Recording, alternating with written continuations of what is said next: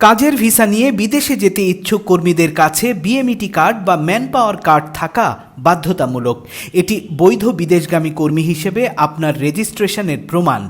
Saudi আরব, Malaysia সহ যে কোনো দেশে বৈধ কর্মী হিসেবে যেতে হলে এই ম্যান পাওয়ার কার্ড প্রয়োজন। কিন্তু ম্যান পাওয়ার কার্ড হাতে পাবার প্রক্রিয়া কি? চলুন ধাপে ধাপে দেখি বিএমইটি কার্ড কিভাবে করা যায়।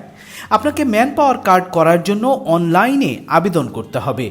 প্রথমেই আপনাকে ঢুকতে হবে বিএমইটির অফিসিয়াল ওয়েবসাইট www.bmet.gov.bd-তে।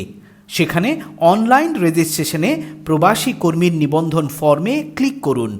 সেখানে প্রয়োজনীয় যে তথ্য পাবেন তা পূরণ করতে হবে, যেমন নাম, পাসপোর্ট নম্বর, জন্ম তারিখ, গন্তব্য দেশ, চাকরির ধরন ইত্যাদি।